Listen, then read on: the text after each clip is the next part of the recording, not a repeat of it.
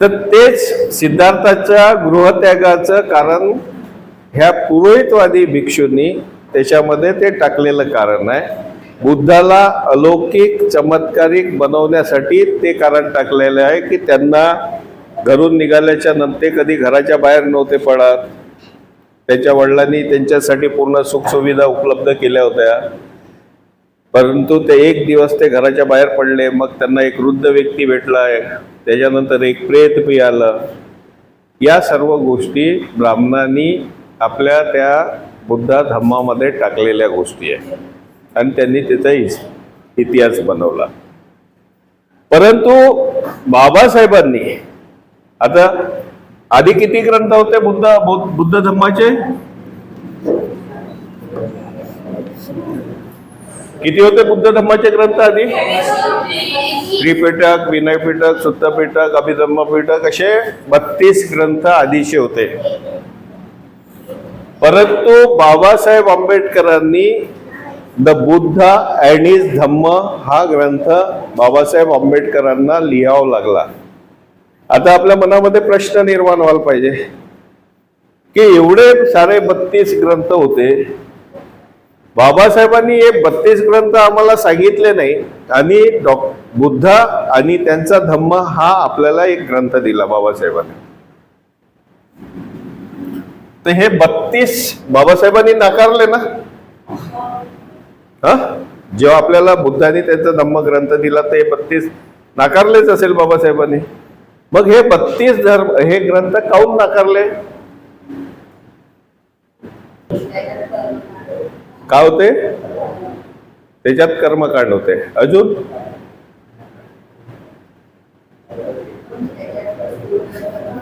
म्हणजे अंधश्रद्धा होती. अजून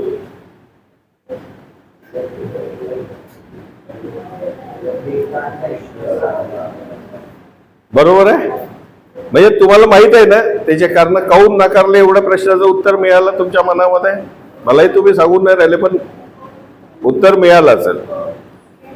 तर मग आपण या 32 ग्रंथाच्या हिशोबाने चाललं पाहिजे की डॉक्टर बाबासाहेब आंबेडकरच्या बुद्ध आणि धम्म ग्रंथाच्या हिशोबाने चाललं पाहिजे? बरोबर.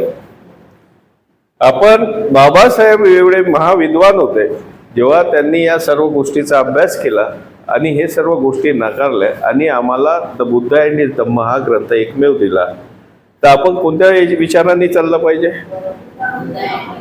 बुद्ध अँड धम्म ग्रंथ. काऊन चाललं पाहिजे?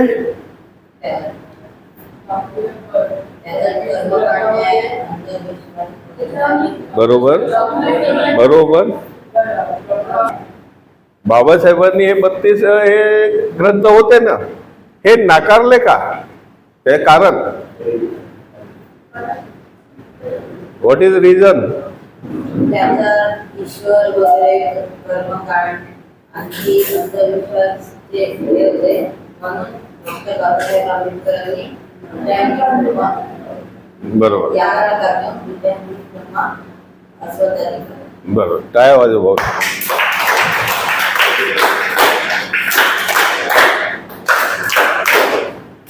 कारण की बाबासाहेब आंबेडकर हे एकमेव महापुरुष असे आहे की ज्यांनी लिखित स्वरूपामध्ये ईश्वर, आपण लिहिले होते ना मगाशी, आत्मा, अलौकिक शक्ती, चमत्कारिक शक्ती ही नाकारली.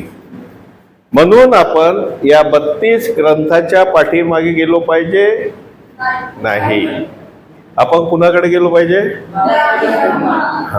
तर त्या बुद्ध आणि धम्म ग्रंथामध्ये बाबासाहेबांनी सिद्धार्थाच्या गृहत्यागाचं मुख्य कारण हे सांगितलंय. शाक्य म्हणजे कोण? सिद्धार्थाचे वंशज, म्हणजे जे सिद्धार्थाचं कुटुंब होतं त्याला शाक्य म्हणतात. आणि कुलीय म्हणजे सिद्धार्थाची जी आई होती त्या आईचं कुटुंब म्हणजे कोलीय कुटुंब. कोलीय. सर्वांना एक एक पुस्तक देतो मी नंतर. आला शाक्य म्हणजे कोण?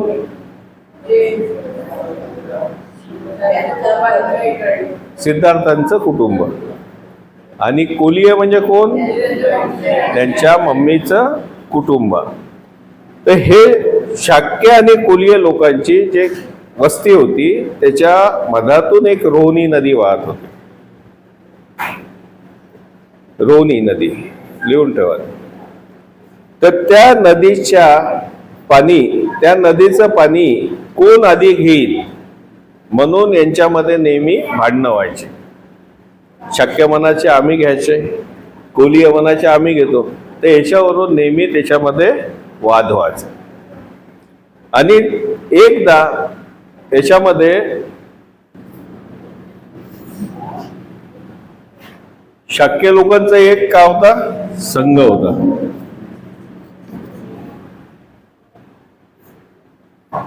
याचा प्रमुख कोण होता? सेनापती. आपण ते संघाची विचारधारा मग मी सविस्तर सांगतोय, कारण का त्याच्यामध्ये मग त्याच्या टर्म अँड कंडिशन आहे काही. मी तुम्हाला गोष्टीच्या स्वरूपात सांगून देतो म्हणजे तुम्हाला कल्पना येईल आपल्याला शिकता नाही. मग तर यांचा एक संघ होता शाक्य लोकांचा. या संघाच्या माध्यमातून निर्णय घ्यायची म्हणजे कोणतेही प्रश्न सोडवण्याची एक पद्धत होती तिथे संघाच्या माध्यमातून. तर या शाक्य आणि कोलियांमध्ये नेहमी भांडणं कशासाठी व्हायचे? पाण्यासाठी, की पाणी प्रथा आधी कोण वापरल. ते एकदा असंच भांडण झालं आणि संघाची बैठक बोलवण्यात आली, शाक्य संघाची. त्या शाक्य संघाच्या बैठकीमध्ये सिद्धार्थही हा सदस्य होता, सभासद होता शाक्य संघाच्या सदस्याचा. 20 वर्ष पूर्ण झाल्याच्या नंतर तिथले लोक त्याला संघाची दीक्षा देत होते. तर त्या बैठकीमध्ये निर्णय झाला की यावेळेस कोलियांबरोबर युद्ध आपण करूनच टाकू, म्हणजे हा प्रश्न नेहमीचा प्रश्न मिटल. परंतु सिद्धार्थ हा का होता? सिद्धार्थ हे का होते? महाकारुणिक होते ना, करुणामय होते. कारण का आपण वाचलाय त्यांच्याकडे देवदत्तची स्टोरी वाचली आहे सर्वांनी. हंसाची वाचली आहे कोणी? हंस कोणची आहे? प्राण्यांविषयी त्यांच्यामध्ये करुणा होती. तर प्राण्यांविषयी ज्या मनुष्याच्या मनामध्ये करुणा राहील, मनुष्याच्या विषयी त्याच्या मनामध्ये करुणा राहील, तर त्याच्या मनामध्ये हिंसेचे भाव येतील का? ते आपण मगाशी क्लिअर झाली आपली आयडिया. तर त्यामुळे सिद्धार्थाच्या मनामध्ये युद्धाचे भाव येतील का? तर सिद्धार्थाने त्याला म्हटलं की युद्ध आपण नाही करू. युद्ध करण्याच्या ऐवजी आपण शाक्य संघाचे 4 मेंबर बोलवू आणि कोलीय लोकांचे 4 मेंबर बोलवू. कारण का कोलियत आपले कोण आहे? नातेवाईक आहे. आपण दोघंही नातेवाईक आहोत. शाक्यही आपले आहे आणि कोलियही आपले आहे. तर आपण युद्ध कशाला करायचं? त्याच्यापेक्षा त्यांचे 4 सदस्य आणि आपले 4 सदस्य हे मिळून 8 होतील आणि 8 लोकांना जो एखादा एक व्यक्ती निवडतील जो मुख्य व्यक्ती राहील. आणि या 8 लोकांच्या समितीने म्हणजे 9 लोकांच्या समितीने घेतलेला निर्णय हा आपण मान्य करू. परंतु सेनापतींनी सिद्धार्थाची ही कल्पना स्वीकारली नाही. त्यांनी काय म्हटलं की तुम्ही आपल्याला युद्धच करायचं आहे. मग याच्यावरती मतदान घेण्यात आलं. आता मतदानाच्या वेळेस काय झालं? सिद्धार्थाचं म्हणणं चांगलं होतं, बरोबर होतं ना. परंतु भीती कुणाची? सेनापतीची. सेनापतीच्या भीतीमुळे सिद्धार्थाचा निर्णय अचूक असून सुद्धा सिद्धार्थाच्या बाजूनं मतदान कमी पडलं. आणि कोणाच्या बाजूनं जास्त पडलं मतदान? सेनापतीच्या. मग सेनापतींनी सिद्धार्थ हारले त्याच्यात. मग हरल्याच्या नंतर सेनापतींनी पर्याय दिले की आता तरी तुम्ही शस्त्र हातात पकडून युद्ध करायला तयार व्हा. परंतु सिद्धार्थ आपल्या निर्णयावरती ठाम राहिले. की मला युद्ध अजूनही मान्य नाही. तर त्यावेळेस मग सेनापतींनी त्यांना पनिशमेंट दिली. कोणत्या पनिशमेंट दिल्या? की तुम्हाला कपिलवस्तू नगर सोडावं लागेल. एक दुसरा पर्याय दिला की तुमची आईवडिलाची संपत्ती सर्व जमा करून तुम्हाला इथून बाहेर जावं लागेल. म्हणजे तुमच्या आईवडिलाची संपत्ती जमा करण्यात येईल. पहिला कोणता? सिद्धार्थाला कपिलवस्तू नगर सोडून जाणे. दुसरा पर्याय होता तुमच्या आईवडिलाची संपत्ती जप्त करणे. आता सिद्धार्थांनी कोणता निर्णय स्वीकारला? मग पहिला. कारण की ही चुकी कोणाची होती? चुकी म्हणजे हा ठराव कोणाचा होता? सिद्धार्थाचा. त्यांच्या आईवडिलाचा काही दोष नव्हता असं त्यांना वाटत होतं, म्हणून आईवडिलाची संपत्ती ते जमा करू देतील का? नाही. म्हणून सिद्धार्थांनी स्वतःचा निर्णय घेतला की मी कपिलवस्तू नगर सोडून जाण्यासाठी तयार आहे. हे सिद्धार्थाचं गृहत्यागाचं मुख्य कारण आहे. आपल्याला शिकवण्यात काय ते शिकवण्यामध्ये एक वृद्ध व्यक्ती दिसला, एक मग प्रेत दिसलं. भिक्षू लोक कोणतं कारण सांगतात? हे वाला एक वृद्ध व्यक्ती. सिद्धार्थाने 29व्या वर्षी घर सोडलं. कोणत्या वर्षी? 29व्या वर्षाची गोष्ट आहे, सिद्धार्थाच्या वयाच्या.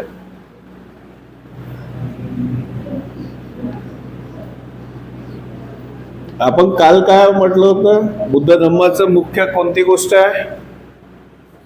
कोणतीही गोष्ट कशात ती तपासून पाहावं लागते? वैज्ञानिक दृष्टिकोनातून. आता सिद्धार्थांनी गृहत्याग केला तेव्हा किती वर्ष वय होतं त्यांचं? तर ह्या 29 वर्षापर्यंत सिद्धार्थांच्या घरी, चला आपण एक मानलं त्याच्या हिशोबाने की सिद्धार्थ अजूनपर्यंत बाहेर निघले नाही, ठीक आहे, आपण मानलं असं, त्यांनी म्हटलं लिहिलं आपण मानलं. परंतु सिद्धार्थाच्या घरी ह्या 29व्या वर्षापर्यंत सिद्धार्थांनी वृद्ध व्यक्ती पाहिलाच नसेल, त्यांचे स्वतःचे आई वडील नसेल बघितले का? 29 वर्ष ते घरी राहिले सोबत, आपल्या घरच्या लोकांसोबत. तर ह्या घरच्या लोकांसोबत त्यांनी कधी वृद्ध व्यक्ती नसेल पाहिला का? या 29व्या वर्षामध्ये त्यांच्या घरामध्ये कोणी मरण नसेल पावलं का? बरोबर आहे. आता या सर्व गोष्टी आपण वैज्ञानिक दृष्टिकोनातून अगर तपासून पाहिल्या, बघितल्या, तर आपल्याला असं आढळते की सिद्धार्थांनी या सर्व गोष्टी बघितल्या. कारण का त्यांचे आई वडील आधी कोण होते? तरुण असेल ना, ते लहान असताना. आपले आई वडील तरुण होते ना, आपण लहान होतो तेव्हा. आपण जसे मोठे होत गेलो ते वृद्ध होत गेले, हे पाहतो ना, आपण बघतो ना. मग सिद्धार्थांनी नसेल बघितलं का 29व्या वर्षापर्यंत? पाहिलं असेल ना. एखादं प्रेत नसेल पाहिलं का? मयत नसेल झाली कोणाची, एखाद्या सैनिकाची झाली असेल, काम करणाऱ्या कोणत्या व्यक्तीची झाली असेल, ते नसेल बघितलं का? मग हे कारण खरं आहे. तर ते कारण खरं असू शकते का की सिद्धार्थांनी एक वेळा ते महालाच्या आत बाहेर कधी निघलेच नाही, मग एकदा बाहेर निघाले, जे आपल्याला सांगण्यात येते पाठ्यपुस्तकामध्ये, हे कारण खरं असेल का? कोणतं? हे वाला. म्हणून आणि हे कारण कोणी शोधून काढलं? आणि डॉक्टर बाबासाहेब आंबेडकरांचा शब्द आपल्यासाठी महत्वाचा आहे. बरोबर आहे. जो व्यक्ती आपलं जीवन बदलवू शकते, समाज म्हणजे आपलं म्हणजे त्यांनी समाजाचे जीवन बदलवलं, तो व्यक्ती सेल्फिश असू शकते? मग आपल्याला कुणाच्या विचारधारेने चालायचं आहे? डॉक्टर बाबासाहेब. ज्या वेळेस आपण डॉक्टर बाबासाहेब आंबेडकरांच्या विचारधारेने आपण चालायला लागतो, त्यावेळेस आपला विकास निश्चित आहे. आपण अगर डॉक्टर बाबासाहेब आंबेडकर अगर सोडले बुद्ध धम्माशी, म्हणजे आपण आपली श्रद्धा आहे बाबासाहेबावर. 14 एप्रिल मनवतो आपण, डीजे लावतो, नाचतो, 2-3 पॅकही मारतो, पाय दुखतेत ना म्हणून मारतो, बरोबर आहे. तर या महापुरुषाच्या दिवशी आपण अशा पद्धतीचे जयंती साजरी करणं योग्य आहे की अयोग्य आहे? आता एक दृष्टिकोन, बुद्धांनी कोणतं कार्य केलं? बुद्धाचं कार्य मगाशी सांगितलं होतं ना, बुद्धांना आणि बुद्धाच्या संघाने कोणतं कार्य केलं? समाजातील. बाबासाहेबांनी कोणतं कार्य केलं?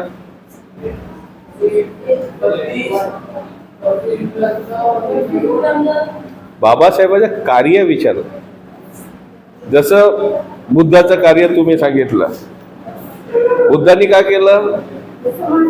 त्यांच्या वर्तमान काळातल्या ज्या समाजाच्या समस्या होत्या त्या नष्ट केल्या, बरोबर आहे.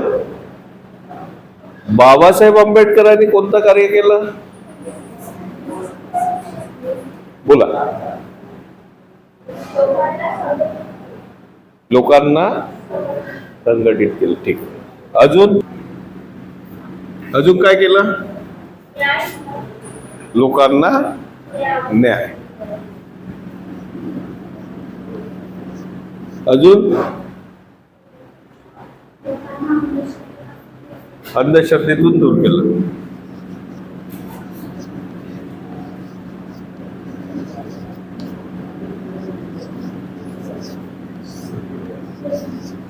अजून ठीक आहे. चला आपण एवढं पकडू. तर ह्या काय समस्या?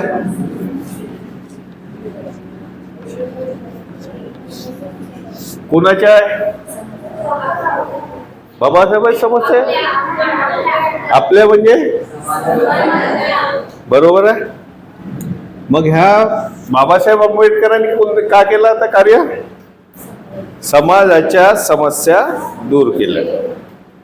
आणि बुद्धांनी कोणतं कार्य केलं? नष्ट केलं. तर मग बाबासाहेब आंबेडकरांनी तेच कार्य केलं जे बुद्धांनी केलं, बरोबर आहे की नाही? मग बाबासाहेब आंबेडकर बुद्ध नाही होऊ शकत?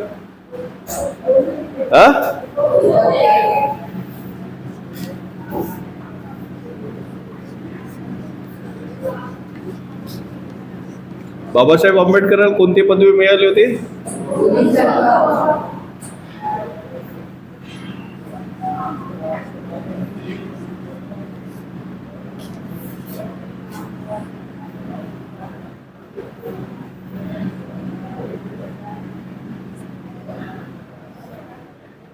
बुद्धत्व प्राप्त होणे म्हणजे आता जे चालू आहे आंदोलन, कुठे चालू आहे आंदोलन? तिथं काय झालं? गौतम बुद्धांना, सिद्धार्थाला काय झालं तिथे?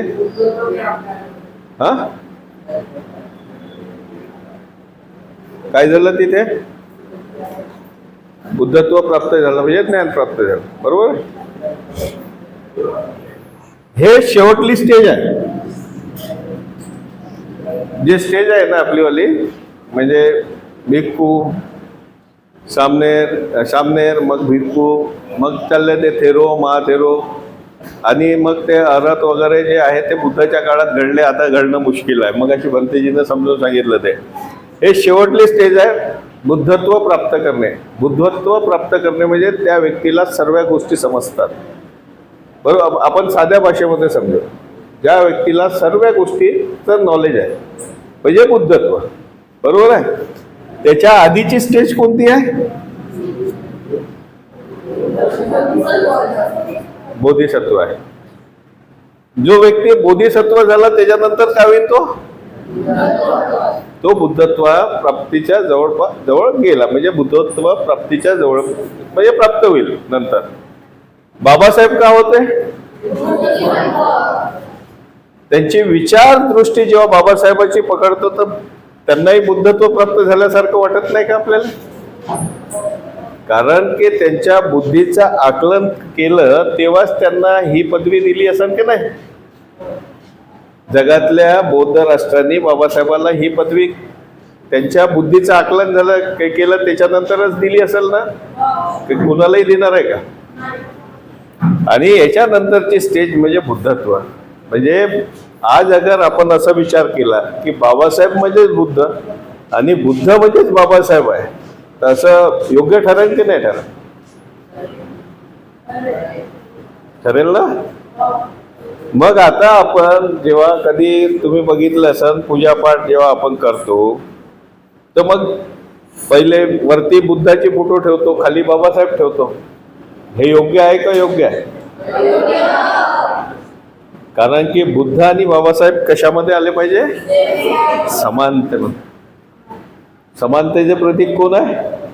बाबासाहेब. Symbol of equality. कारण की आधी समानता होती का आमच्या समाजामध्ये? स्त्रियांना अधिकार होते का? आपल्याला कुठं येता येत होतं का? या सर्व कोणत्या गोष्टी निर्माण केल्या? आपल्याला समानता बाबासाहेबांनी. तर म्हणून आपण बाबासाहेबाला खाली ठेवणे, बुद्धाला वरती ठेवणे हे योग्य नाही आहे. आणि मग आपण कोणती विचारधारा वापरली पाहिजे? बाबासाहेबांची. कारण की या गोष्टी अंधश्रद्धा जेव्हा आपण वापरतो तर आपली काय होते? अधोगती. आपली काय होते? डिमोशन. आपलं आपण पूजापाठ कर्मकांड करतो, ईश्वर मानतो किंवा कोणत्या बुवाकडे भावाकडे जातो तर आपलं काय होतं त्याच्याने? अधोगती म्हणजे डिमोशन. म्हणजे आपण आणखी खाली जातो. आपल्यामधला जो आत्मशक्तीची जे वाढवण्याची जी पद्धत राहते ती नष्ट होते. कारण की आपण का म्हणतो? जे काही होईल ते ईश्वर करते, मनुष्य काहीच करू शकत नाही. असाच होतो ना त्याचा विश्वास. म्हणून आपण अंधश्रद्धा सोडल्याच्या नंतर आपण धम्माचं कार्य केलं तर काय होते? आपली प्रगती. प्रगती आहे ना. धम्माच्या मार्गाने अगर आपण चाललो तर आपली प्रगती आहे. म्हणून आज आपण हा धर्म कोणी सांगत असेल, भिक्षू सांगत असेल किंवा कोणी सांगत असेल तर तो आपण तपासून पाहायला पाहिजे. आता माहित झालं सिद्धार्थाच्या गृहत्यागाचं कारण. याच्यानंतर तुम्हाला बुद्धानी धम्मग्रंथाचे तुम्हाला देतोय मी. प्रत्येकाने त्याचा रात्री अभ्यास करायला आणि त्याच्यातल्या जे गोष्ट नाही समजल्या त्या गोष्टीचे प्रश्न उत्तर आपण 16 तारखेला करू. आणि इथून जेव्हा जाल तर इथून या पद्धतीनं बोल्ड होऊन जा की तुम्हाला वरोऱ्यामध्ये कोणीही प्रश्न विचारले तर त्याला तुम्हाला उत्तर देण्याची ताकद तुमच्यामध्ये निर्माण झाली पाहिजे. कारण की तुम्हाला काही घडायचं असेल तर आपल्याला फक्त एक बाबासाहेबांचा विचार वाचवू शकतो.